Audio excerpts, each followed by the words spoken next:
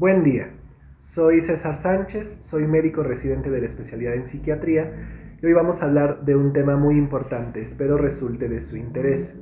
Vamos a hablar del trastorno bipolar, en específico de sus comorbilidades no psiquiátricas. Del trastorno bipolar daré algunas generalidades, por si no están familiarizados con el tema, pero quiero enfocarme justo en esta parte. Cuando hablamos de comorbilidades, nos referimos a que en un individuo más de una enfermedad se presenta al mismo tiempo. Cuando dos padecimientos están juntos en una persona son comórbidos. Y en particular queremos hablar de las comorbilidades no psiquiátricas, porque en las personas con trastorno bipolar, y no solo en ellas, sino en personas con otras enfermedades psiquiátricas graves, como esquizofrenia o depresión mayor grave, es muy frecuente que se presenten cuadros de otras áreas de la medicina, que deben identificarse de forma oportuna y tratarse adecuadamente, no solo para restablecer la salud general de la persona, sino muchas veces también la misma salud mental. Vamos a empezar con una introducción sobre cuáles son los profesionales que más nos pueden auxiliar al atender este tipo de padecimientos comórbidos. Es importante si ustedes son pacientes o familiares de pacientes, o si son profesionales de la salud mental y buscan dar una atención adecuada a este tipo de personas, que tengan en mente que algunos profesionales están acostumbrados a el tratamiento, la identificación y el tratamiento de las comorbilidades. Por un lado, pues el médico internista es el que por excelencia atiende a una persona con múltiples padecimientos al mismo tiempo. Pensar en un internista para atender una serie de problemas de salud que se presentan simultáneamente en alguien siempre es una excelente opción. Pero dentro de la psiquiatría también hay algunos profesionales que se enfocan en este tipo de escenarios. El psiquiatra de enlace, por ejemplo, tiene esta formación, ve los padecimientos de salud mental en las personas que tienen cuadros médicos generales o cuadros quirúrgicos y están acostumbrados a la atención de este tipo de escenarios, identificar y atender este tipo de cuadros.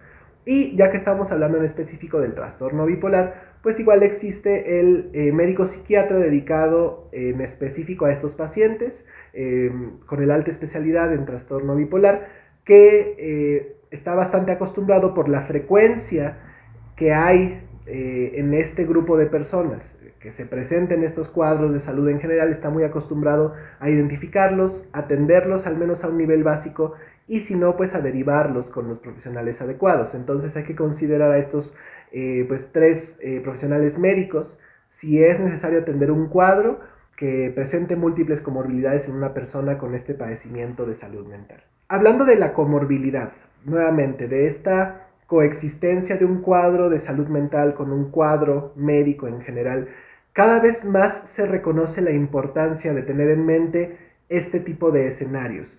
Que si uno es un paciente o un familiar de un paciente o un profesional tratando de atender adecuadamente a una persona, tener siempre en mente que hay que buscar de forma propositiva que existe alguna de estas condiciones con mucha frecuencia y que se deben atender. Incluso la Asociación Psiquiátrica Mundial tiene una división científica dedicada al estudio de las comorbilidades, una división científica que se encarga de incluso capacitar a los psiquiatras en este tipo de tareas, de identificar estos cuadros, atenderlos o derivarlos. Y se sabe que hay diferentes mecanismos por los cuales en una persona se puede dar la comorbilidad entre el cuadro psiquiátrico, en este caso el trastorno bipolar, y otros cuadros de otras áreas de la medicina. A veces, el trastorno bipolar y otras enfermedades psiquiátricas graves comparten con estos otros padecimientos cardiometabólicos, endocrinológicos, factores de riesgo genéticos. A veces comparten también vías alteradas en la función inmunológica, en la función hormonal.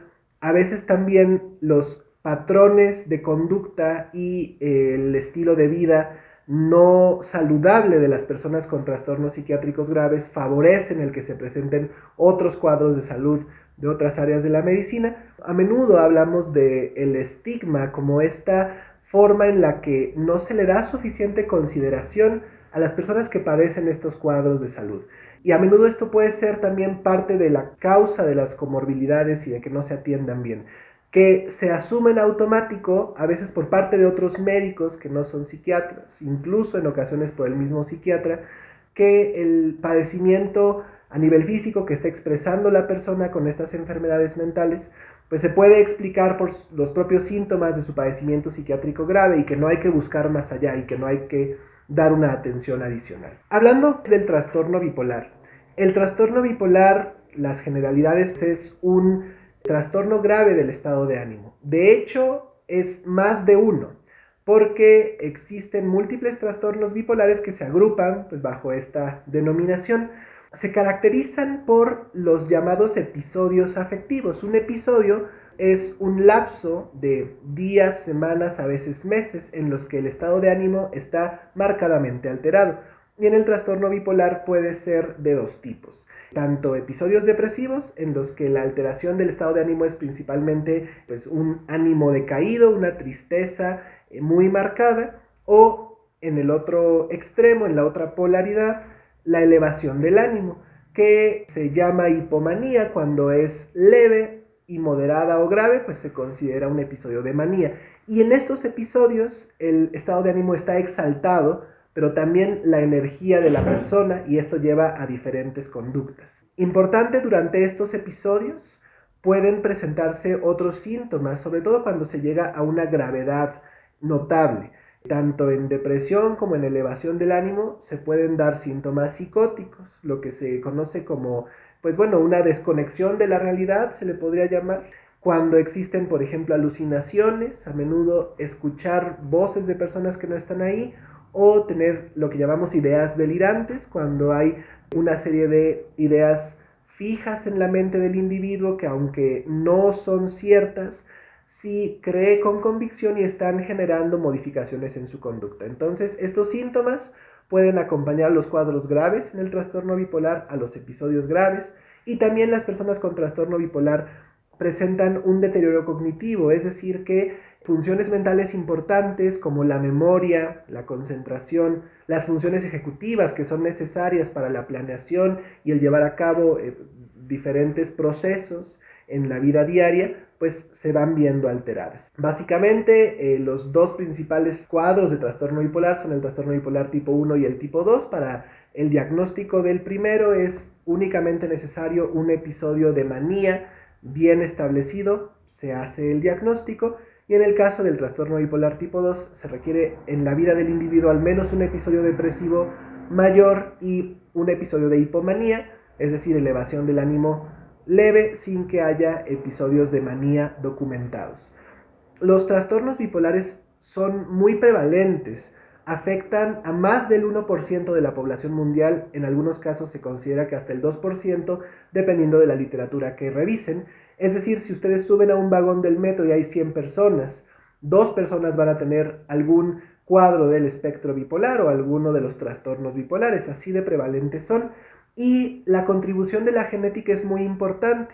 Se considera que la variabilidad del cuadro clínico que vemos de una persona a otra, en un 85% depende de causas genéticas. Entonces es muy importante la contribución genética. Y bueno, hablando de comorbilidades, las comorbilidades psiquiátricas son comunes en las personas con trastorno bipolar. A menudo padecen trastornos de ansiedad, trastornos por consumo de sustancias.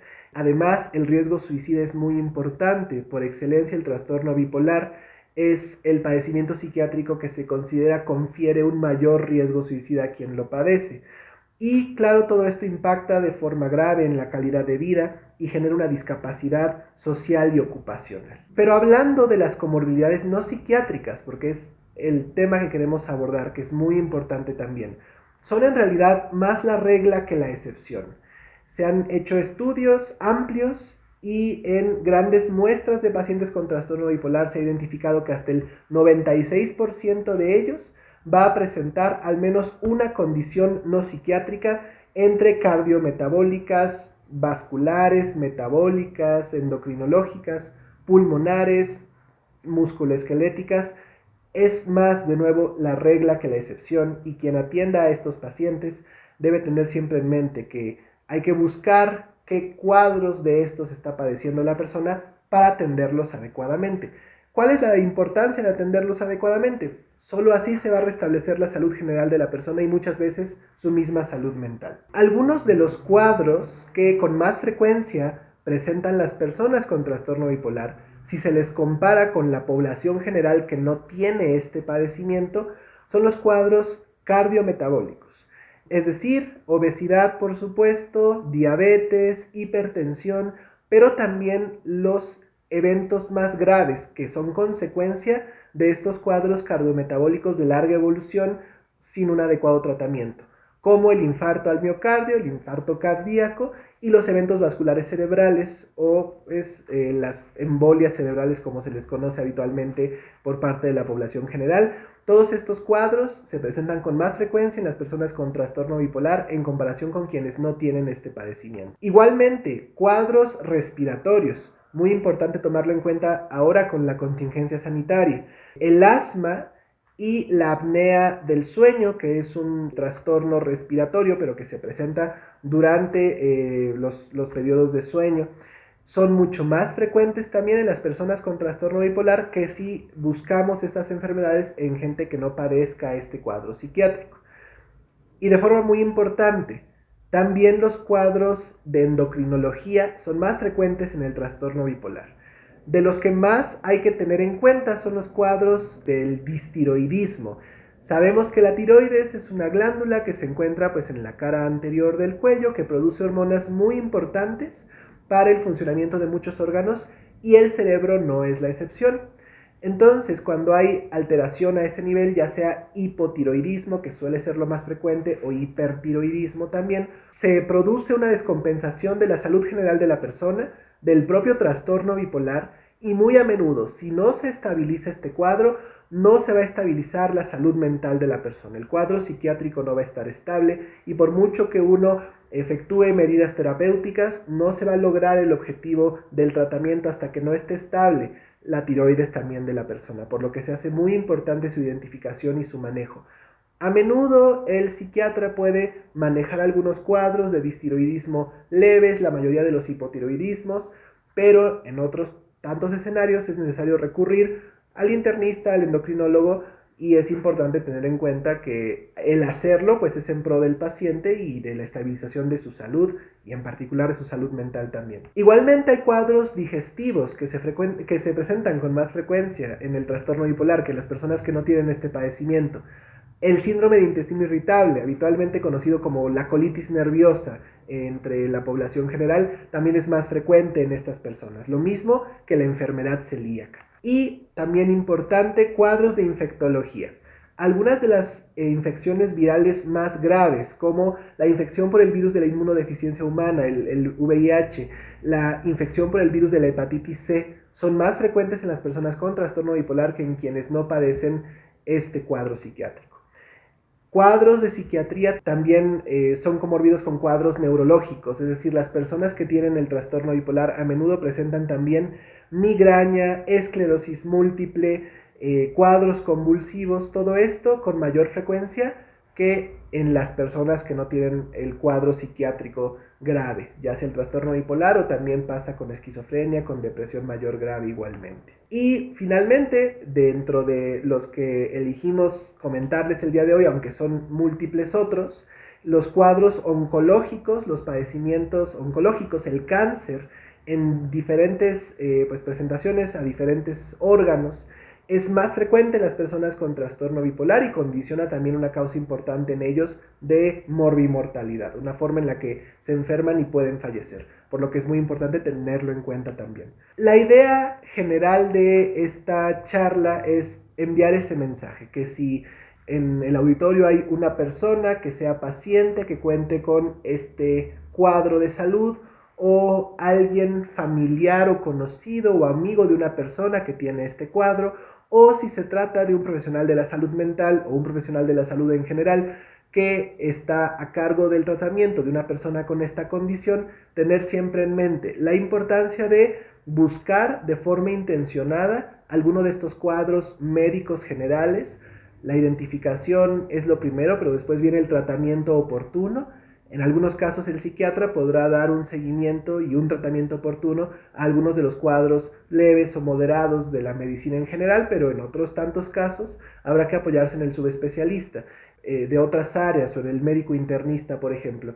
Y esto es lo que al final del día va a hacer la diferencia, que el paciente que se atiende en la institución o en la práctica privada del profesional que tome en cuenta esta complejidad de los cuadros psiquiátricos y la comorbilidad con otros cuadros de salud, es el paciente que realmente va a estar estable a la larga y pues es la atención que se busca ofrecer. Y esto no solo se limita a las personas de edad avanzada, como uno podría pensarlo, sino que incluso en la práctica clínica hemos visto jóvenes menores de 30 años que en México, por las múltiples situaciones y determinantes adversos a la salud de las personas, ya presentan el trastorno bipolar y uno o muchos de estos otros cuadros médicos generales. Por lo que es importante tenerlo en mente con cualquier paciente que tenga este diagnóstico que tengamos frente a nosotros. Sería todo. Muchas gracias.